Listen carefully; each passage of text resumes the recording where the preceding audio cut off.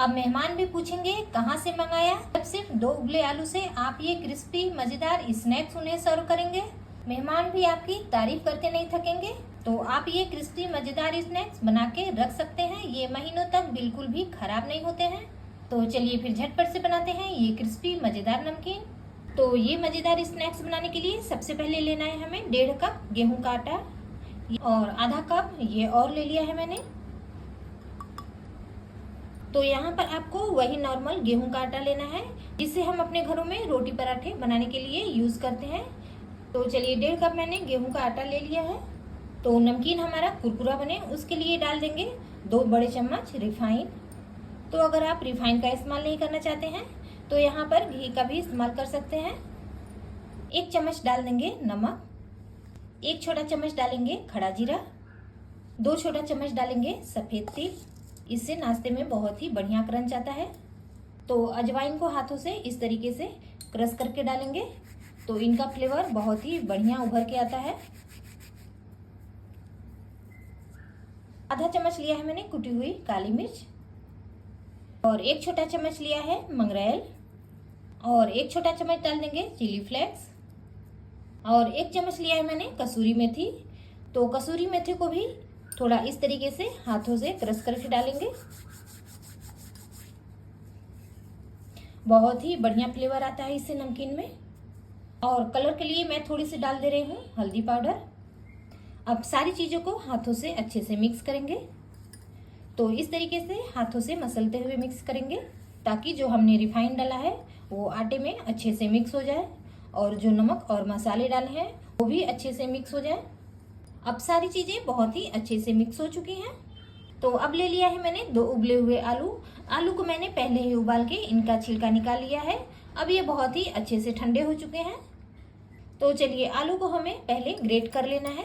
तो यहाँ पर आपको पतले वाले ग्रेटर का इस्तेमाल करना है, मोटे वाले ग्रेटर का इस्तेमाल नहीं करना है। इसे हम चाय बनाने के लिए अदरक कसते हैं, बस उसी ग्रेटर का इस्तेमाल करना है यहाँ पर। तो पहले हम आलू को ग्रेट कर लेंगे। तो जो हमने नमकीन के लिए आटा तैयार करके रखा था उसी में हम ग्रेट करेंगे। तो आटे में मैंने आलू को अच्छे से ग्रेट कर लिया है।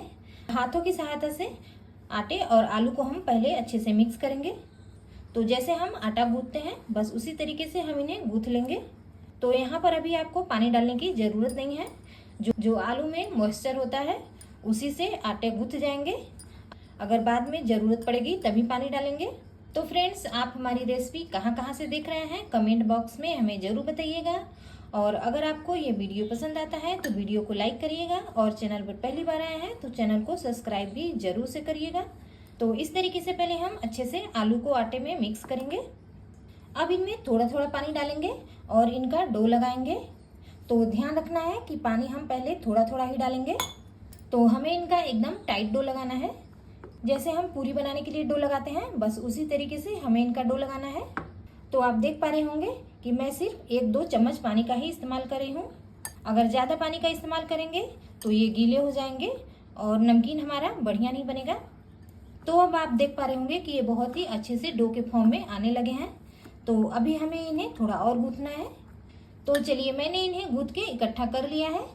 अब इन्हें ऐसे ही 5 मिनट के लिए ढक के छोड़ देंगे ताकि ये अच्छे से फूल जाएं। तो चलिए अब इन्हें रेस्ट पर रखे हुए पूरे 5 मिनट हो चुके हैं। अब ऊपर से 2-3 बूंद तेल डालेंगे और इन्हें फिर से गूंथ लेंगे। अगर आप ऊपर से 2-3 बूंद तेल डाल के इन्हें गूंथते हैं तो ये बहुत ही जल्दी चिकने हो जाते हैं।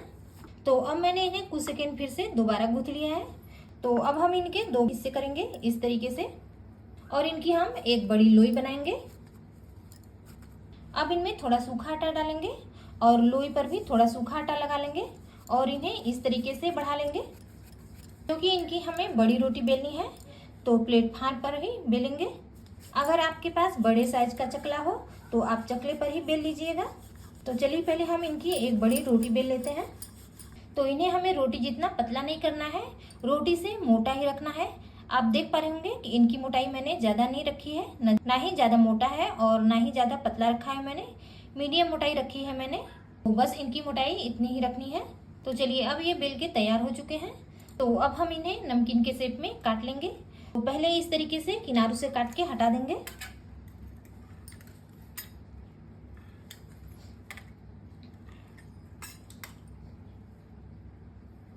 तो इन्हें काटने के लिए आप किसी भी चाकू या फिर पिज्जा कटर का इस्तेमाल कर लीजिएगा।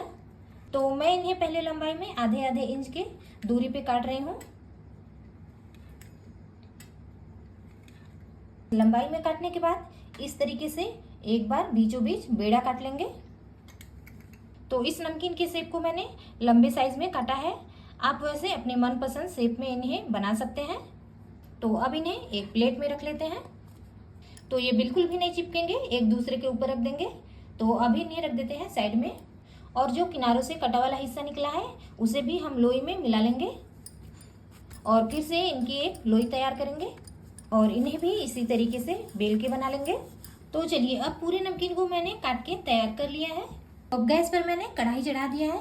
तेल अब मीडियम गर्म हो चुका है, क्योंकि तेल को हमें ज़्यादा गर्म नहीं करना है, मीडियम गर्म करना है। तो यहाँ पर मैंने चौड़े तले की कढ़ाई का इस्तेमाल किया है। तो अब हम बारी बारी से इन नमकीन को कढ़ाई में डालेंगे। तो जितनी जगह हो उतना डाल देंगे। ये आपस में बिल्कुल भी नहीं चिपकेंगे। बस आपको नमकीन को फ्राई करते समय इसी बात का ध्यान रखना है कि तेल ज़्यादा गर्म ना हो, मीडियम गर्म ही हो। अगर तेल ज़्यादा गर्म है तो ये अंदर से पक नहीं पाएंगे और क्रिस्पी नहीं हो पाएंगे। तो आधे नमकीन को मैंने कढ़ाई में डाल दिया है। अब गैस की फ्लेम को लो रखेंगे। अब इन्हें ऐसे ही 1 मिनट पकने देते हैं। अब इन्हें पकते हुए पूरे 1 मिनट हो चुके हैं। अब इनका हल्का सा कलर भी चेंज होने लगा है। तो अब चम्मच की सहायता से इन्हें थोड़ा पलट लेंगे। अब 1 मिनट लो फ्लेम पर पकाने के बाद गैस की फ्लेम को मीडियम कर देंगे और इन्हें बढ़िया सुनहरा कलर आने तक फिर से पका ले देंगे। अब फिर से इन्हें पकते हुए 2 से ढाई मिनट हो चुके हैं। अब ये बहुत ही अच्छी तरीके से सुनहरे कलर में आ चुके हैं। आपको देखने से ही पता चल रहा होगा। अब ये बहुत ही अच्छे से पक भी चुके हैं। तो अब इन्हें कढ़ाई से निकाल लेंगे।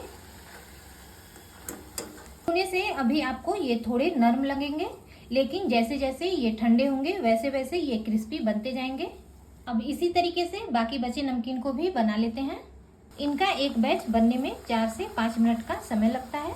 तो बस इन्हें भी इसी तरीके से लो फ्लेम पर पका लेंगे। तो लीजिए फ्रेंड्स, क्रिस्पी मज़ेदार स्नैक्स हमारा बनके तैयार हो चुका है। अब आप इन्हें चाय के साथ खाइए या फिर मेहमान आए तब सर्व करिए, बहुत ही पसंद आएगा सभी को।